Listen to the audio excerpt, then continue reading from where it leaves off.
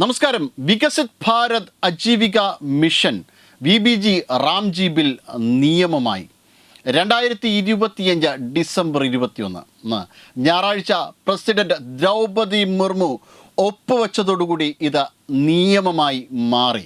കോൺഗ്രസിൻ്റെ നേതൃത്വത്തിലുള്ള UPA government കൊണ്ടുവന്ന തൊഴിലുറപ്പ് പദ്ധതിക്ക് ബദലായി കേന്ദ്ര സർക്കാർ കൊണ്ടുവന്ന Rozgar and Ajeevika mission VBG Ramji bill നിയമമായതോടുകൂടി രാജ്യത്തെ തൊഴിലാളികൾക്ക് വലിയ കരുത്താണ് ലഭിക്കുന്നത്.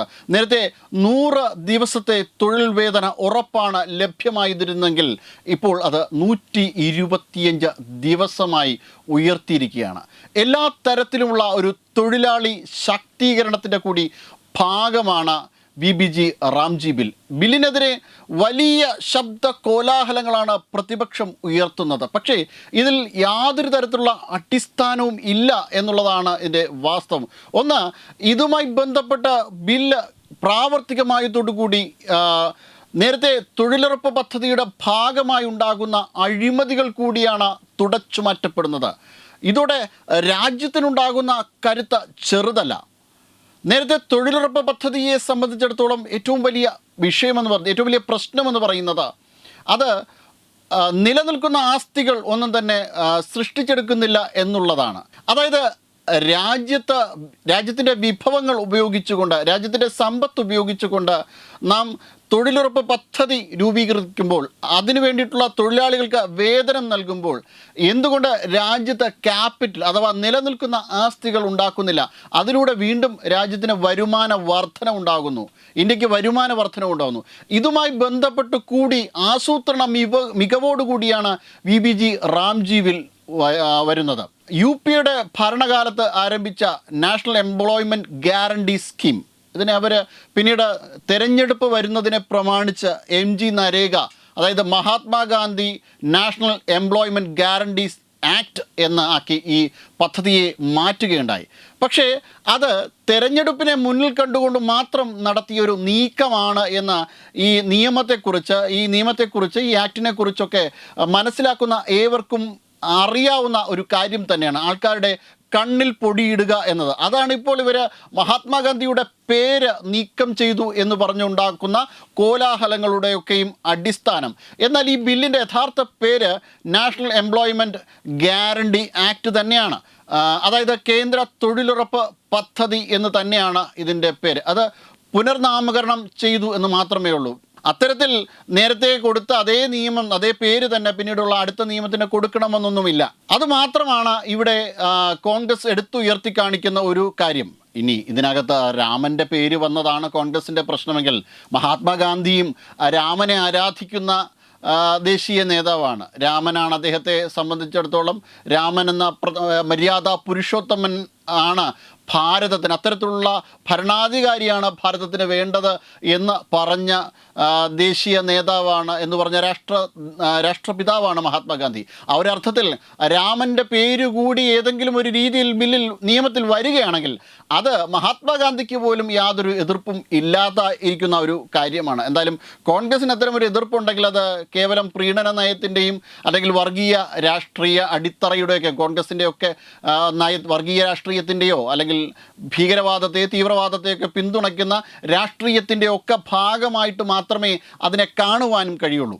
അപ്പോൾ അതുകൊണ്ട് MG നരേഗ മാറി VBG റാംജി ബിൽ വരുന്നതോടുകൂടി രാജ്യത്തിന് എന്തെങ്കിലും തരത്തിലുള്ള പ്രശ്നങ്ങളുണ്ട് എന്ന് ആരും തന്നെ കണക്കിലെടുക്കുന്നില്ല. ഇതുമായി ബന്ധപ്പെട്ട ഒരു നിരീക്ഷകരും ഒരു സാമ്പത്തിക വിദഗ്ധനും അങ്ങനെ ഒരു അഭിപ്രായം ഉണ്ടാകാനുള്ള ഒരു സാധ്യതയില്ല.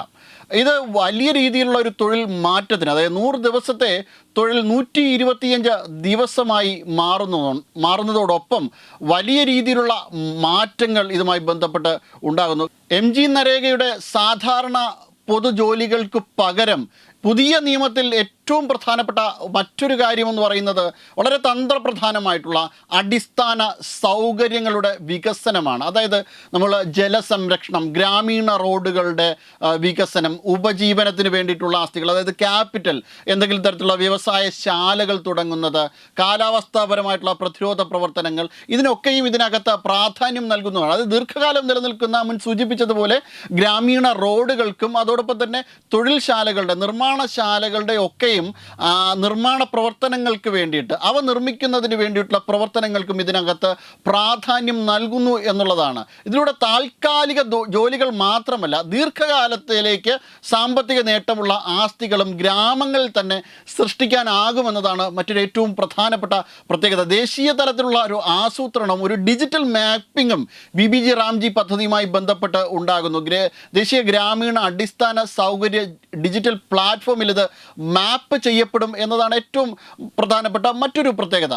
അത് കഴിഞ്ഞതിന് ശേഷം മറ്റൊരു പ്രധാനപ്പെട്ട പ്രത്യേകത, ആഴ്ചയിലാണ് ഇതിൻ്റെ വേതനം വിതരണം ചെയ്യുന്നത്. ഇതിൻ്റെ ശമ്പളം വിതരണം ചെയ്യുന്നത് ആഴ്ച കണക്കാക്കിയാണ്, നേരത്തെ പോലത്തുള്ള മാസം കണക്കാക്കിയല്ല. അതുകൊണ്ട് തന്നെ ഈ പദ്ധതിയെ സംബന്ധിച്ചിടത്തോളം എന്തെങ്കിലും തരത്തിലുള്ള, അതായത് 2 ആഴ്ചയിൽ അധികം ഈ പദ്ധതിയുമായി ബന്ധപ്പെട്ട വേതനം നൽകിയില്ലെങ്കിൽ തുടർന്ന് പിന്നെ പലിശ ഉൾപ്പെടെ ചേർത്ത്, അതിൻ്റെ പിഴ ഉൾപ്പെടെ ചേർത്ത് തൊഴിലാളികൾക്ക് നൽകേണ്ടി വരും. അത് ഇപ്പോൾ നിലനിൽക്കുന്ന തരത്തിലുള്ള അഴിമതികളൊന്നും നടത്തുവാനായിട്ട് ഈ പദ്ധതി നടപ്പിലാകുന്നതോടുകൂടി സാധ്യമല്ല എന്നുള്ളതാണ്. ഇതുമായി ബന്ധപ്പെട്ട് കേരളം ഉൾപ്പെടെയുള്ള പല സംസ്ഥാനങ്ങളിലും ഉയർന്നു കേൾക്കുന്ന ഒരു വിവാദമുണ്ട്. കഴിഞ്ഞ കുറേ നാളുകളായിട്ട് MG നരേഗയുടെ ദേശീയ തൊഴിലുറപ്പ് പദ്ധതിയുടെ ഭാഗമായിട്ടുള്ള വേതനങ്ങൾ ലഭ്യമാകുന്നില്ല എന്നാണ്.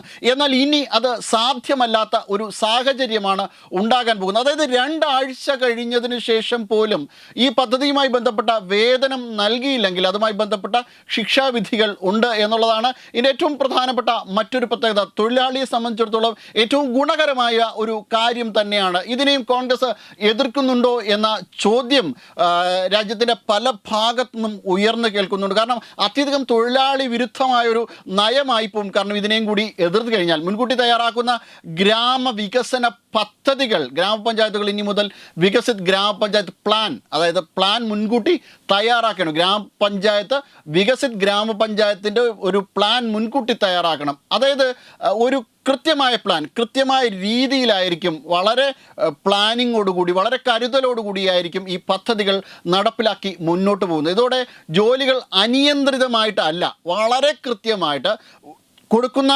വേതനത്തിന്, കൊടുക്കുന്ന ശമ്പളത്തിന് വളരെ കൃത്യമായ രീതിയിൽ ഉള്ള ആസ്തികൾ സൃഷ്ടിക്കപ്പെടും എന്നതാണ് അതിൻ്റെ ഏറ്റവും പ്രധാനപ്പെട്ട മറ്റൊരു പ്രത്യേകത. വളരെ ക്രമബദ്ധമായിട്ടായിരിക്കും ഇത് നടപ്പിലാക്കാൻ കഴിയുന്നത്. കൃഷിക്കാലത്ത് ഒരു പ്രത്യേക ഇളവും ഇതുമായി ബന്ധപ്പെട്ട് കൊടുക്കുന്നുണ്ട്. അതായത് വിത്തിടൽ പോലുള്ള കൃഷിക്ക് ഏറ്റവും പ്രധാനപ്പെട്ട, കൃഷിയെ സംബന്ധിച്ച് ഏറ്റവും പ്രധാനപ്പെട്ട സാഹചര്യങ്ങൾ നമുക്കറിയാം. ഇന്ത്യ ഒരു കാർഷിക രാജ്യവും കൂടിയാണ്. അപ്പോൾ കാർഷിക രാജ്യമായിട്ടുള്ള ഇന്ത്യയെ സംബന്ധിച്ചിടത്തോളം കൃഷിക്ക് വിത്തിടലും വിളവെടുക്കലും സമയം വളരെയധികം നമുക്ക് ഈ തൊഴിലുറപ്പ് ജോലിയിൽ ഏർപ്പെടുന്ന ആൾക്കാർക്ക് തന്നെ വളരെ പ്രധാനപ്പെട്ട സമയമാണ്. അപ്പോൾ ഇതുമായി ബന്ധപ്പെട്ട് എന്തെങ്കിലും തരത്തിലുള്ള ക്ലാഷുകൾ ഉണ്ടെങ്കിൽ അത് ഈ 60 ദിവസം വരെ ഈ പദ്ധതി നിർത്തിവെക്കാൻ, അതായത് ഈ പ്രത്യേക സാഹചര്യത്തിൽ പദ്ധതി നിർത്തിവെക്കാനുള്ള അനുവാദമുണ്ട്. ഇത് തൊഴിലുറപ്പ് പദ്ധതികളിലേക്ക് ജോലിക്ക് പോകുന്ന കൃഷിക്കാരെ സംബന്ധിച്ചിടത്തോളം വലിയ ഉപകാരമുള്ള ഒരു കാര്യമാണ്. ഇത്തരത്തിലുള്ളൊരു വലിയ നയപരമായിട്ടുള്ള വ്യതിയാനങ്ങൾ ഈ പുതിയ പദ്ധതിയിലുണ്ട്. അത് മാത്രമല്ല, ഒരു കൃത്യമായ രീതിയിൽ സംസ്ഥാനങ്ങളുടെ പങ്കാളിത്തം ഉറപ്പുവരുത്തുന്നുണ്ട്. സംസ്ഥാനങ്ങൾക്ക് ഈ 40% ഇൻവെസ്റ്റ്മെൻറ്റ്, അതായത് ഇതിൻ്റെ ഗുണഫലങ്ങൾ സംസ്ഥാനങ്ങൾ ഉപയോഗിച്ചാൽ മാത്രം പോരാ, ഇതിൻ്റെ പങ്കാളിത്തവും കൂടി സംസ്ഥാനങ്ങൾ ഏറ്റെടുക്കേണ്ടി വരും. സംസ്ഥാനങ്ങൾ, അതായത് മറ്റ് വടക്കിഴക്കൻ സംസ്ഥാനങ്ങൾ ഒഴിച്ചുള്ള സംസ്ഥാനങ്ങൾ 40% തുക ഇതിലേക്ക് ഇൻവെസ്റ്റ് ചെയ്യേണ്ടി വരും, അതിലേക്ക് നിക്ഷേപിക്കേണ്ടി വരും. എന്നാൽ വടക്കിഴക്കൻ സംസ്ഥാനങ്ങൾക്ക് ചെറിയ ഇളവ് കൊടുത്തിട്ടുണ്ട്. അവർ 10% തുക മാത്രം കൊടുത്താൽ മതി. കേന്ദ്രം നേരിട്ട് നിയന്ത്രിക്കുന്ന കേന്ദ്രഭരണ പ്രദേശങ്ങളിൽ ഈ പദ്ധതിയുടെ മുഴുവൻ തുകയും കേന്ദ്ര സർക്കാർ തന്നെ വഹിക്കും. മറ്റ് ഇടങ്ങളിൽ ഈ രീതിയിലായിരിക്കും ഫണ്ടുകളുടെ വിനിയോഗം നടത്തുന്നത്. ആ രീതിയിലായിരിക്കും സംസ്ഥാനങ്ങൾ നിക്ഷേപം നടത്തേണ്ടി വരുന്നത്. ഇത് വലിയ രീതിയിലൊരു ധനകാര്യ അച്ചടക്കം എന്നതിനാണ് നമുക്ക് വലിയ പ്രാധാന്യം കൊടുത്തുകൊണ്ടാണ് പദ്ധതി മുന്നോട്ട് പോകുന്നത്. ഈ പദ്ധതിയെ സംബന്ധിച്ചിടത്തോളം രാജ്യത്തിന് ഏറ്റവും ഗുണകരമായിട്ടുള്ള ഒരു കാര്യം തന്നെയാണ്. കാരണം ദീർഘകാല ആസ്തികൾ സൃഷ്ടിക്കപ്പെടുന്നു, തൊഴിലാളികൾക്ക് എല്ലാ തരത്തിലും പ്രയോജനപ്പെടുന്നു, കൃഷിക്കാർക്ക് വലിയ ഗുണം ചെയ്യുന്നു. അങ്ങനെ എല്ലാ തരത്തിലും ഗുണകരമായ പദ്ധതിയെയാണ് ഇപ്പോൾ വീണ്ടും പ്രതിപക്ഷം വിമർശിച്ചു കൊണ്ടിരിക്കുന്നത് എന്നതാണ് ഏറ്റവും വലിയ പ്രത്യേകത. എന്തു തന്നെയായാലും ഈ വിമർശനങ്ങൾക്ക് എല്ലാം അറുതി നൽകിക്കൊണ്ട് ഇത് നിയമമായി മാറുകയാണ്. BBG Ramji bill BBG Ramji ആക്റ്റായി മാറിക്കഴിഞ്ഞു. Web desk Tatwamayi news.